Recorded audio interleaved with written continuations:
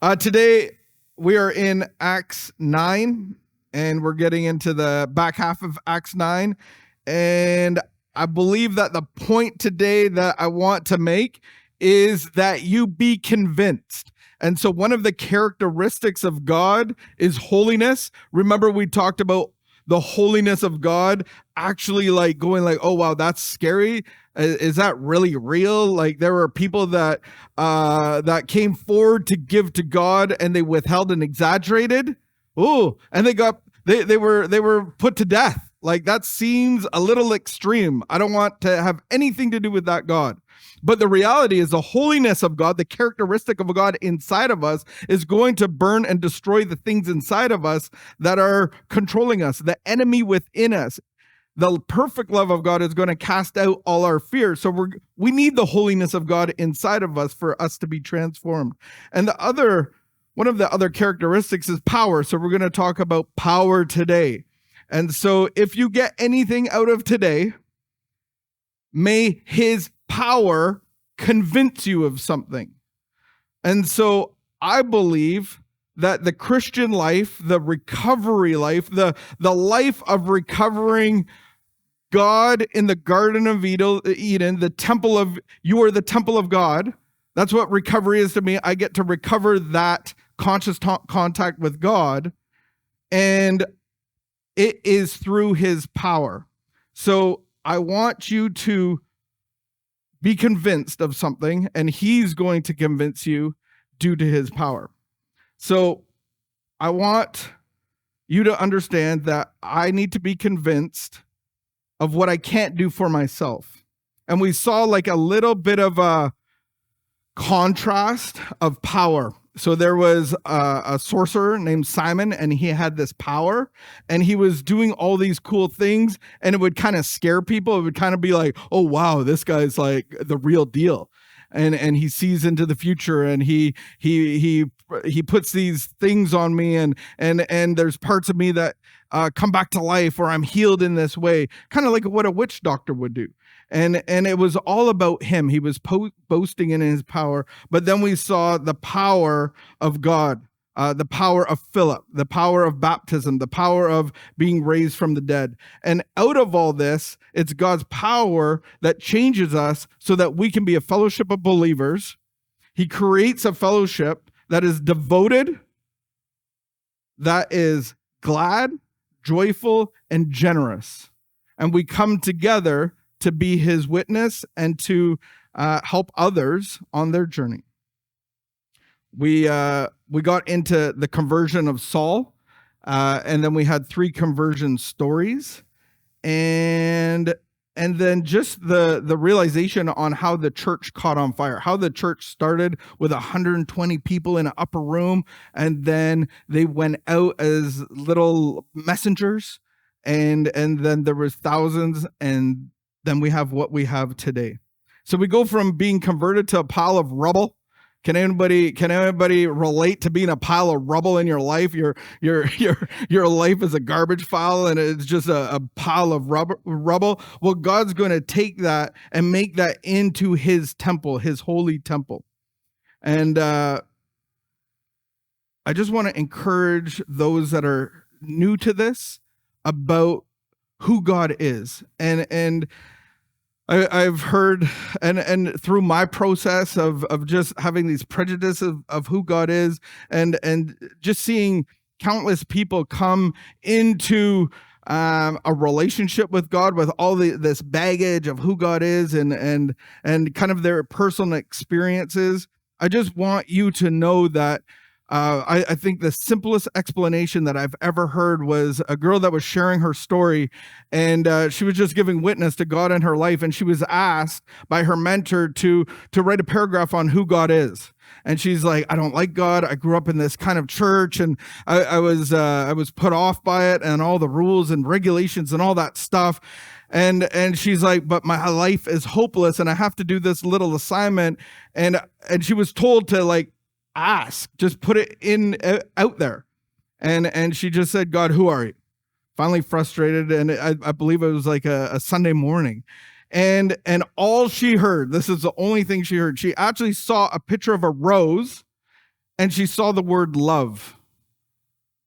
And she's like, well, that doesn't make for a great essay, but she wrote, God is love.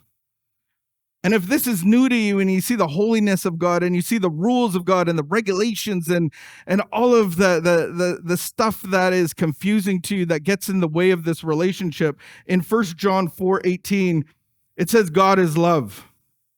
There is no fear in love, but perfect love drives out fear, because fear has to do with punishment. The one who fears is not made perfect in love. We love because he first loved us. We encountered Jesus through a messenger, through like a personal visit even. You might have had the same experience where you saw like a picture of a rose or something else, or maybe like my Indonesian teacher in a foreign third world country, Jesus sat in the middle of her grass hut and revealed himself to her. And then we get directions, and out of that we can choose to obey or disobey. We are filled with the Spirit of God. I don't know always if that works the same way, but we see like people are baptized and then filled with the Spirit of God. But I've seen people filled with the Spirit of God and then baptized. I don't know if there's an exact order to that. And then there's this heart transformation that really brings you into this journey of being part of a church. So here's a question. You ready? You can write this down. Have you ever been diagnosed with a debilitating or even life-threatening disease that had a bleak outlook, but you recovered from it? Or have you ever had a diagnosis that you were miraculously overcame even when the diagnosis was fatal? Does anybody have that experience? A couple of you. Right on. Very good. So let's get into Acts chapter 9. So remember that question. I'm going to share it at the end as well.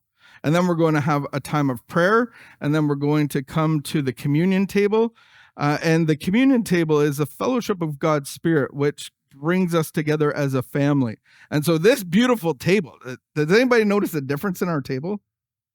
Somebody high five Andy. Yeah, thank you. We don't want to put Andy on a pedestal because he might fall, but just high five him.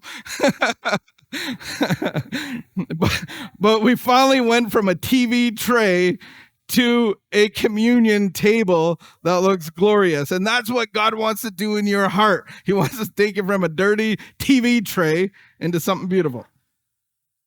There's the gospel. All right, we can go home. All right, Peter traveled. So we had this story about Saul and his transformation and what happened to him. You can go back and read that, or go on the YouTube and look at what we talked about in the last couple of weeks. So now we got Peter. He's one of the apostles. Peter traveled around the country. He went to visit. That's interesting. He traveled around the country. So what did the church get up to? It was 120 people sitting in a room, and then what? How many people? How many? Yeah, it went like a couple thousand, 5,000. Like there was a lot of people. And then Peter, like the superstar of the New Testament, he's like, got to go on a trip, guys. Man, that's interesting how autonomous that many people could be, all newly converted and newly filled with the Holy Spirit. I think that's really interesting. He went to visit the Lord's people who lived in Lydda, and found a man named Ananias, who was paralyzed and had been bedridden for 8 years. I also said, take the Bible when you're reading it and turn these things into questions. So ask yourself, have you ever been paralyzed? It might look different. Paralyzed in fear, paralyzed with, or bedridden with a disease. Ananias, Peter said to him, Jesus Christ heals you. Get up and roll up your mat. Immediately, Ananias got up. Do you see how short that prayer was? 1, 2, 3, 4, 5, 6, 7, 8, 9, 10, 11. How many words? I lost track. How many words is that? 12 words? 12 words. I've gone to prayer meetings that are like 2 hours long. Man, Peter does this short prayer and says, Jesus Christ heals you. Get up, take up your roll up your mat. And he immediately did that. All who lived in Lydda and Sharon saw him and turned to the Lord. In Joppa, there was a disciple named Tabitha. In Greek, her name was Dorcas. That actually means, and here's a shout out for Tabitha, it means gazelle or gracious. Very good name. She was always doing good and helping people. Put that into a question. Are you always doing good and helping people? Or are you just helping yourself? Are you? She was a cloak maker, a robe maker for the community. We have a person in this community that makes toques and mitts and gloves, I think, and sandals. It's really cool. About that time, she came sick and died, and her body was washed and placed in an upstairs room. Lydda was near Joppa. So when the disciples heard that Peter was in Lydda, they sent 2 men to him and urged him, please come at once. When Peter went with them and he arrived, he was taken upstairs to the room. All the widows stood around him crying and showing him the robes and the other clothes that Dorcas had made while she was still with them. Peter sent them all out of the room. Then he got down on his knees and prayed. Turning toward the dead woman, he said, Tabitha, get up. Her eyes opened, and seeing Peter, she sat up. He took her by the hand and helped her to her feet. Then he called for the believers, especially the widows, and presented her to them alive. This became known all over Joppa, and many people believed in the Lord. Peter stayed in Joppa for some time with a tanner named Simon. So we have a miracle of somebody that's been lame. What was the problem? Pardon? Paralyzed. For how long?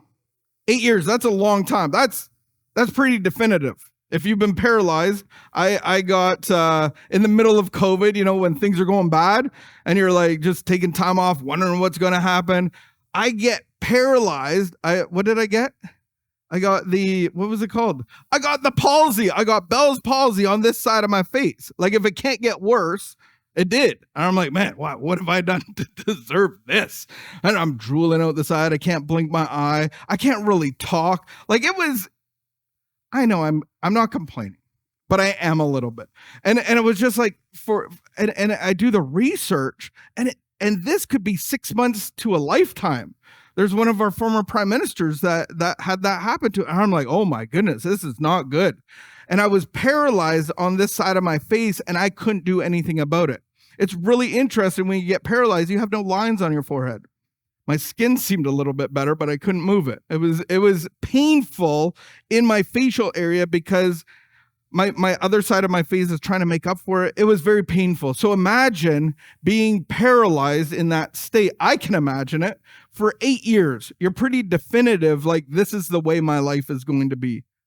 Ask yourself, is there a situation that has happened to you that you've been paralyzed about? That you're scared of? How about asking for help? I remember being at this point in my life where I can't live and I can't die, and I have no answers and I have no solutions, and the ones that I was turning to faded and was making my life worse, and I'm at a homeless shelter, and they said to get out of this homeless shelter, you need a solution. You need God. And well, I grew up with God. I was a missionary kid. I was a pastor's kid, so I knew all about God. And I just said, well, how does that make sense? Why would I need God to get out of here? Like I got some serious psychological problems. I'm mightily paranoid. I got the ADD, the HDD, and everything in between. And I just need your therapy and maybe some medication. And they told me that I needed, at one point in my process, they said, you need to ask another man to help you out. And I'm telling you, I was so paralyzed. And they said, your residency is resting on that, what you do tonight. And I felt paralyzed and crippled inside of me to ask another man for help, that I felt like it was every first worst date that I've ever had in my whole entire life put together. I went to this meeting, I went to the front like they told me to and asked for help. And they said, oh, great, we're glad you're here. Just sit down in the front row and we'll deal with that later. So I had to wait paralyzed. My hands were sweating. My mouth was dry, just asking for help. What in your life has caused you to be paralyzed, debilitated, that there was no hope, like this is the way it's just going to be? Have you had that experience? And the other one was actually being dead. I'm looking at some of you, and I know some of you, and I've seen you dead. There was nothing in here inside of you. Whether you've been on the streets or in a homeless shelter, whatever it is, just overwhelmed with life, you've been dead inside. Is that you? So I asked myself, like, why are these random, like, we were just talking about Saul, and now we're talking about Peter. He does these healings. Why? They kind of seem random. But what it did to me was, number one, convinced me of something. And then number two, Peter left the explosion of the church and went for a trip to the Christians. Why? What for? I believe correction. I believe that he was coming in and he was helping convince us to have faith, to fully, and this is what the gospel is, this is what recovery is, this is what we're being invited into, is fully give ourselves over to the care of God and live for him. Totally worship him. Not for our own peace and happiness, not for our reward in my life. My life was so bad, like I just got to get my life back on track. But it's to convince me, when I see people being raised from the dead, when I see myself being raised from the dead and not being paralyzed because I don't trust anybody, it actually convinces me inside that God is real. So I see this little random story in here where a Christian leader is going to come to you to convince you through the power of God, of your faith, and to correct you. Because I think in my experience, I can get to a certain point and now I'm a rebellious teenager. Does anybody have any rebellious teenager? Nope. Has anybody been a rebellious teenager? Thought so. And we can get stuck in that spot of being a little bit rebellious. And so we need elders and apostles and teachers to come and help us grow. And then I personally need to see and be around miracles that are happening all the time, or it's kind of like my light fades and like I get discouraged maybe. But when I'm in the mission and I see people raised from the dead on a weekly basis, man, it's really cool to be in some of these meetings and some of these settings, being here every day, talking to people and seeing the changes in people. Sure, there's some setbacks, but I've seen people being raised over the course of months or years. Some of us are slower at it, but you're being raised into life where you were dead before. It's encouraging to me. So are you seeing miracles in your own life and then in the lives of others? Are you actually seeing people being raised from the dead? Are you in those places where there are actually dead people? The lame walk. Do you actually believe that you're a miracle? And then do you have elders in your life? And are you in a position to be corrected and disciplined and told things that you might not like? So here's the convincing part. What came to me as I meditated on this was, if you're a 12-step person, and this all applies to all of us, The first step isn't in a seried number. It's throughout this book called The Big Book of Alcoholics Anonymous. And on page 25, the first step is actually fully conceding to my inmost self that we were alcoholic, fill in the blank, that I was beyond human aid. I have this, and I'm beyond human aid, and we all have this, whatever that is for you. But I could put the world in there. What do we all have in common?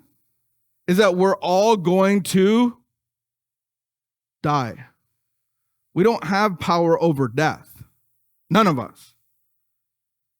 The world-renowned Carl Jung, if you know him, he actually said to these alcoholics is like, you're literally, there is no psychology, medication, therapy, shock therapy, lobotomy, whatever it is. The only therapy that we can do for you is lock you up. I know in people that I have, my grandfather lived in a sanitarium for 5 years as a decorated World War II vet because there is no hope for people like me and some of you. But the reality is we're all going to end that way, is in lockdown. The first requirement of this on page 60 of the big book is to be convinced. To be convinced of what? To be convinced that my life run my way, my will, my self-will is going to be a train wreck and get me into solitary confinement for the rest of my life. I have to be convinced. And then they go on to say that we hope you are convinced now that God can remove whatever self-will has blocked you from him.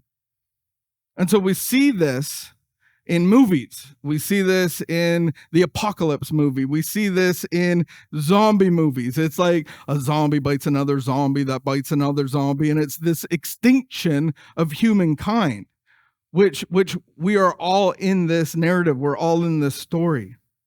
We were watching some random show on TV, The Wildlife, and it was like a snake guy. And he was like catching snakes. I grew up where there were snakes. We went swimming where there was a nest of king cobras. And they found out like we were swimming there and it's walled area and swimming pool and some umbrellas and chairs. And they found out like after we were swimming, oh, there's just a nest of king cobras. We're going to shut the pool down for a couple days. And what I always think is like, have you ever seen a snake guy catch a snake? I'm soft, but like I want to be able to do it, but they're quick and they grab the tail just like that.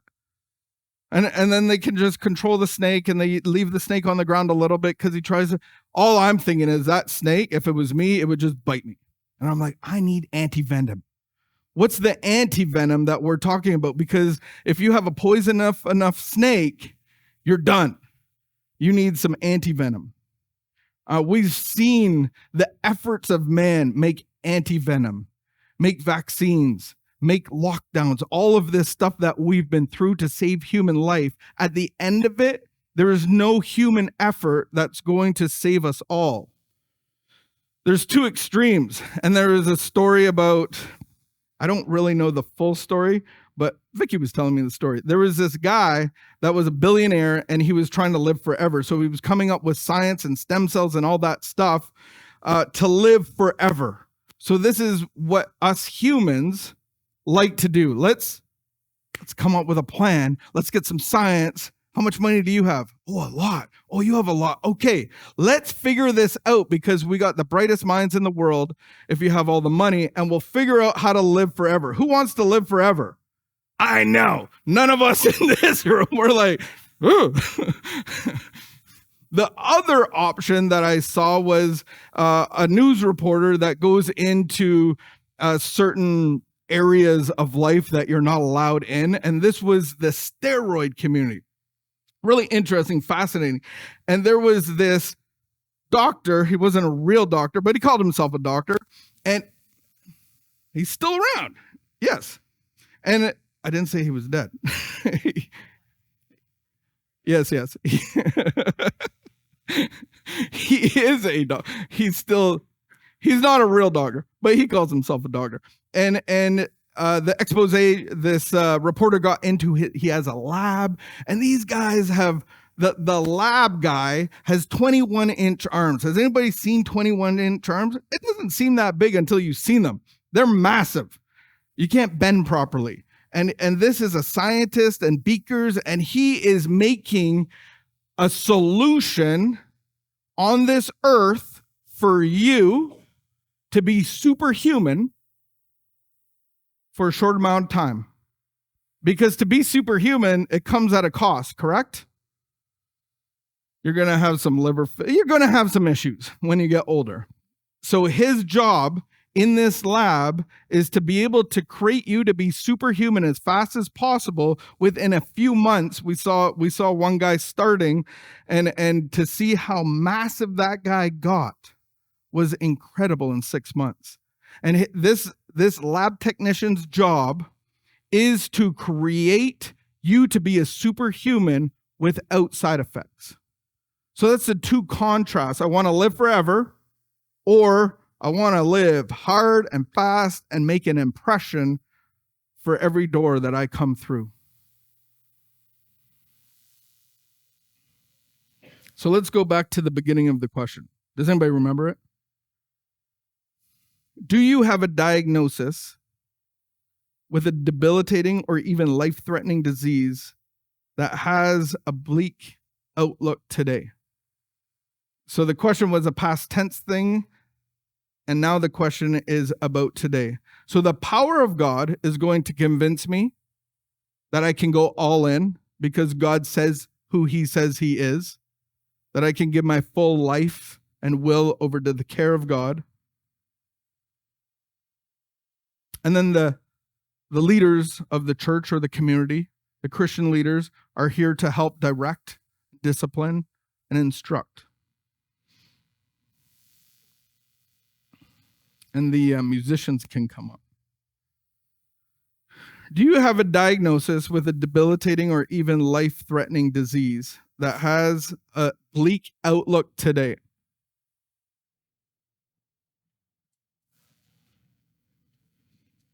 Do you want to be healed? So, as Carl Jung said, if you have a specific addiction and you have that part of a mental obsession, that is impossible to heal except the power of God over the course of time. That's what people in the book as described as a hopeless alcoholic or drug addict. That is a mental obsession that I've had removed. Just gone. I went into a men's conference, and I had early recovery, and I had a plan because I have an AZ license. I'm a truck driver. I drive heavy equipment. I was like on fire. I've had this transformation. My wife accepted me back. I'm like, oh, the responsibility of having 2 young kids and a house and car, and like, oh, and like, what's the point? And I'm like, oh, I know what the point is. I got all this resume, and I'm going to help other guys because a lot of the people that I've met never had a job before. And I want to give you training, and I want to give you experience so that you can make a life for yourself, just like I'm going to do. It's going to be great. We're all going to do it together. Yeah. Sounds good, right? And I get up to this conference, and I have all the plans, and I got to borrow some money and get my first truck and trailer and backhoe and all that stuff, and I'm going to train a couple people. And then I go to this conference, and they tell me to sit down, and they talk, and they invited me to stand up to pray. I never thought about trucking ever since. I had an experience with God that he said that I'm okay, and it changed my heart, and he poured his love into me, and fear just vanished over my head. And to me, that was an experience of God's power to be able to give my whole life to God. And so I came out of there going like, I don't know what happened, but I don't really care. Like, what are we going to do now? And I haven't really had a great plan ever since that, correct? Not really. Mediocre at best. There's no plan. The planning goes into our finances and into tending to our marriage, getting along. Yeah, that's the planning. But what God wants to do with my life, I've been able to give that over completely.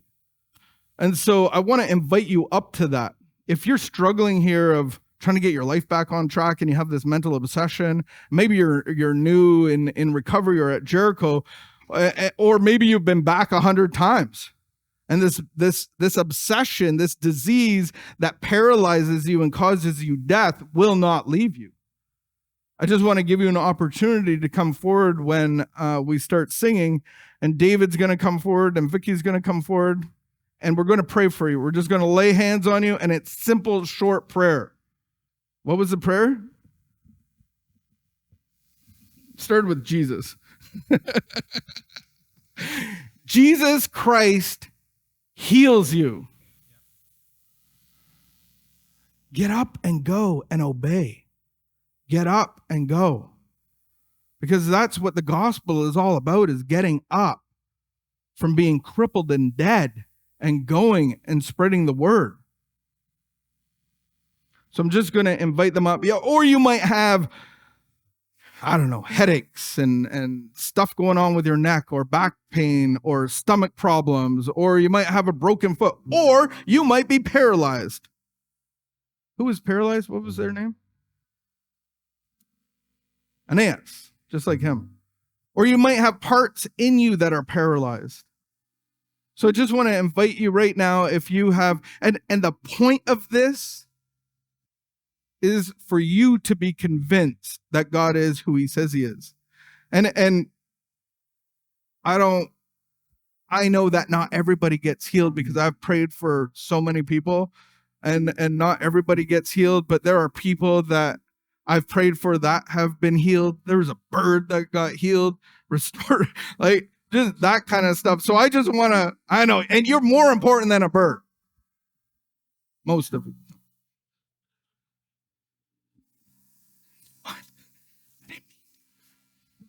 So I just want to invite you up. I want to invite you up and pray over you, because you are more important than a bird. And would you put yourself in a position to receive God's power, so that his power can convince you that you can go all in, that your life is hopeless and worthless and meaningless, and your plans and aspirations are like boring, and God's going to like give you a whole new life with purpose and meaning, and he's probably going to use your skills and your talents for his glory?